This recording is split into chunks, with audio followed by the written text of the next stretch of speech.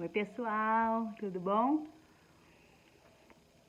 Estou de volta aqui para falar mais um pouquinho sobre as vítimas da Inquisição, né? Como vocês sabem, eu fiz o primeiro vídeo agora, trouxe quase uns 43 nomes para vocês dos nossos heróis da Inquisição que foram pegos na Paraíba, em suas casas, em seus engenhos, foram tirados seu dinheiro, né, seu sustento, sua família, sua casa, tudo que lhe tinha como propriedade, como ser humano, foram levados para os cárceres da Inquisição em Portugal e lá foram julgados e condenados por judaizar.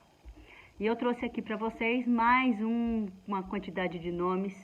Eu acho que hoje vai dar umas 33 e no próximo vídeo eu faço com mais 33 nomes, né? E eu falo para vocês assim, toda vez que eu falo desse assunto eu me emociono muito, eu fico muito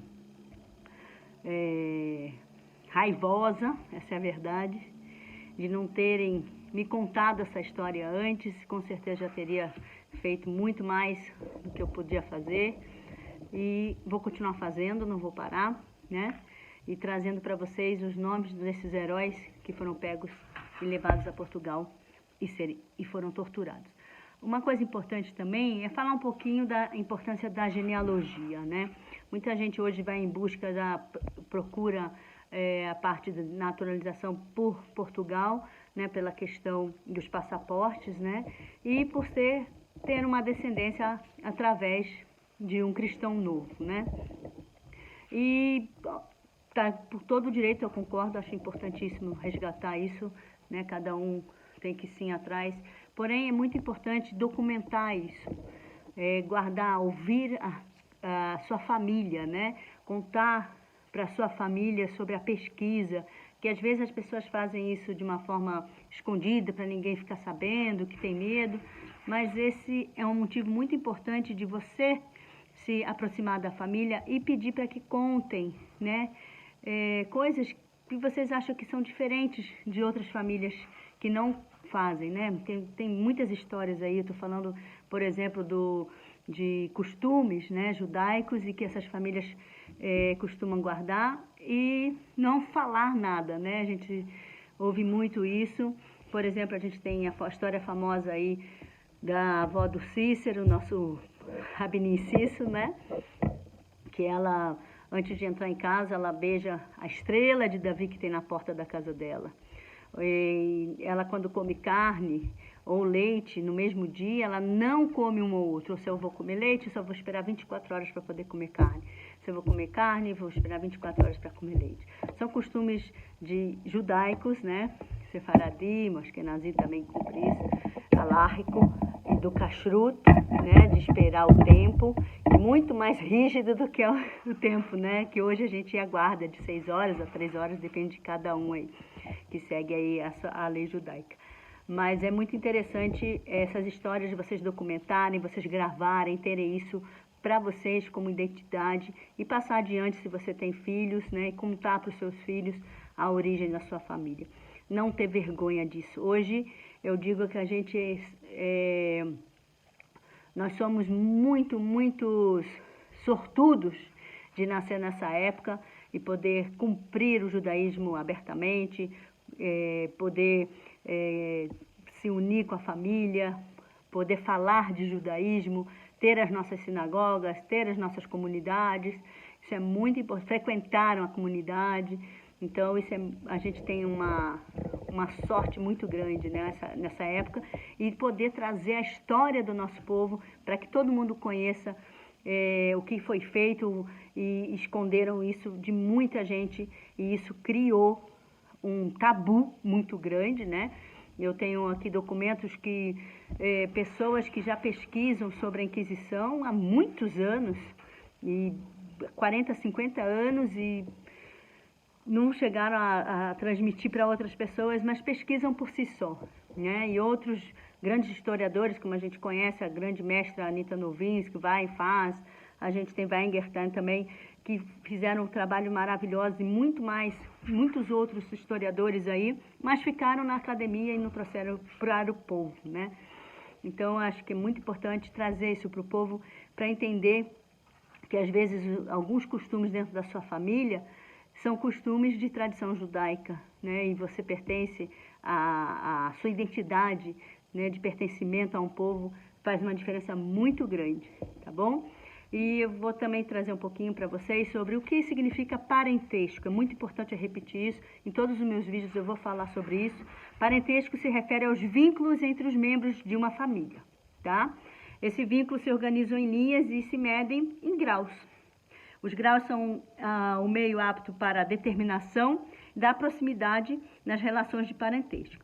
Isso, vou falar novamente, está estudando direito, quando a gente vai estudar sobre direito testamentário, é muito importante saber, né, os graus de parentesco para saber se tem direito à herança da família.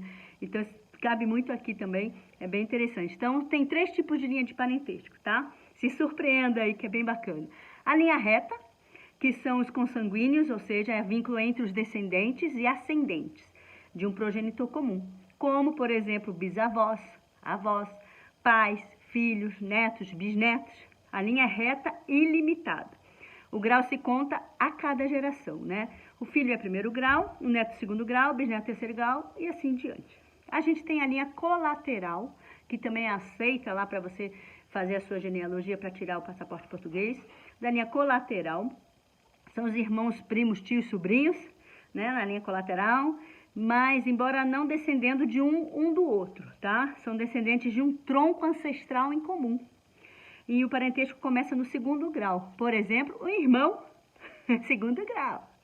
Tios, terceiro grau. Sobrinho, terceiro grau. Sobrinho neto, quarto grau. Né? Primos também são quarto grau. Primo sanguíneo ou primo de segundo grau é quinto grau. Né? Primo terceiro é de sexto grau e assim por diante. Então é bem bacana saber disso, entender isso.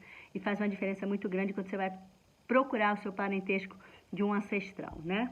E aí, dando continuidade aqui à nossa lista de nomes, são nomes de pessoas que moravam na Paraíba, nos engenhos da época de 1717 até 1735, 36. A gente tem arquivos de 1785, vou trazendo aos poucos para vocês.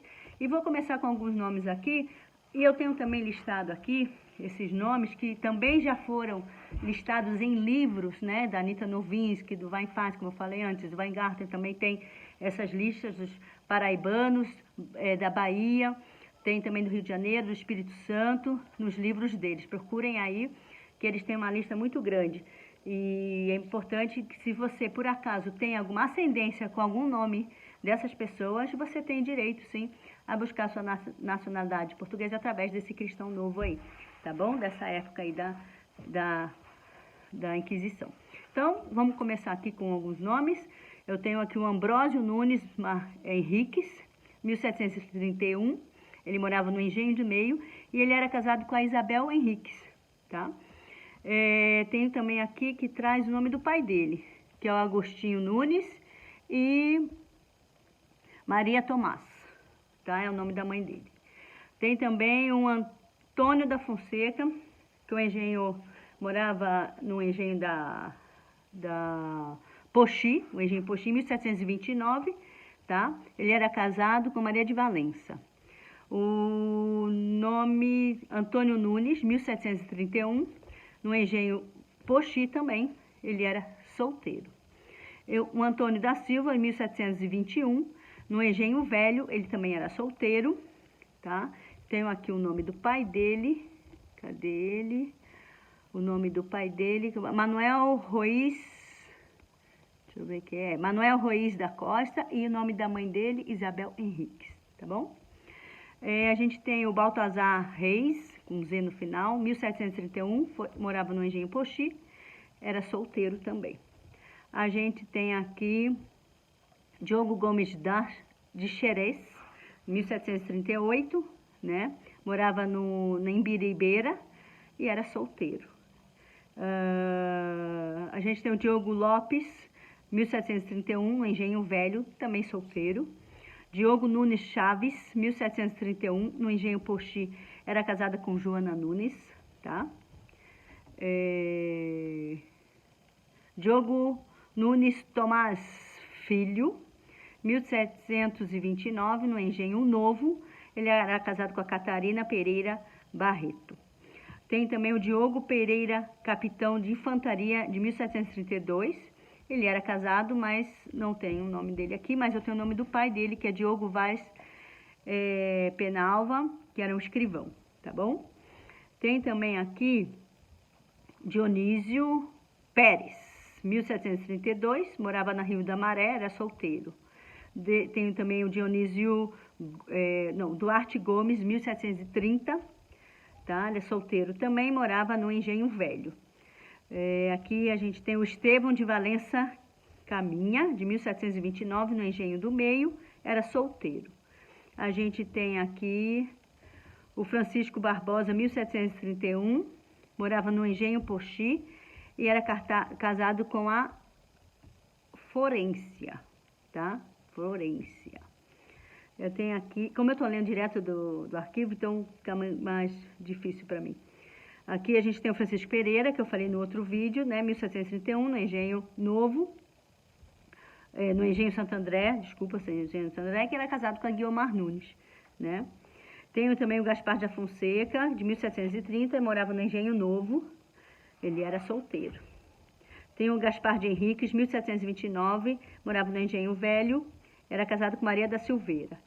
Gaspar Henriques, filho, 1731, no Engenho Velho, também solteiro. Gaspar Nunes, 1731, no Engenho do Meio, casado com Joana do Rego.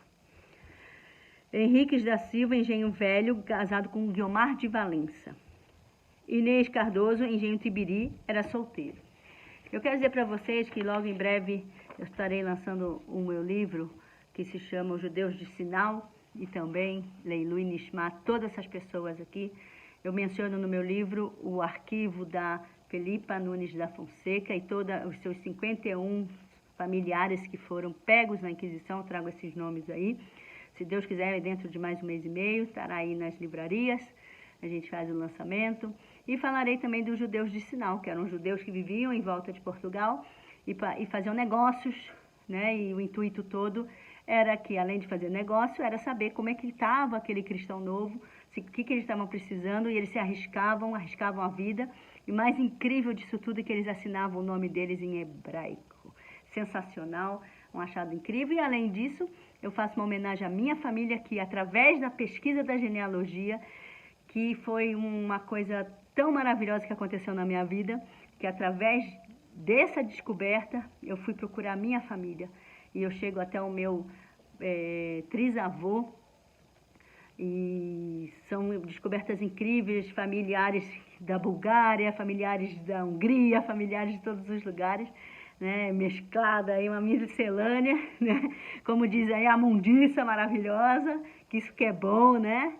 E isso sou eu, hoje aqui, dessas pessoas incríveis, maravilhosas e que passaram por tanta dificuldade pelos fatos de serem judeus. Então a gente tem que muito, muito, muito honrar todos os nossos antepassados, sempre trazendo o nome deles aqui e honrando tudo o que eles não puderam fazer e hoje a gente pode fazer, graças a Deus. Então, se Deus quiser, no próximo vídeo eu trago para vocês mais nomes, todos são da Paraíba, tá bom? Toda minha pesquisa é direcionada da Paraíba, tá bom? Um grande beijo para vocês, espero logo, logo em breve encontrar vocês e a gente se vê em breve. Um grande beijo e até o próximo vídeo.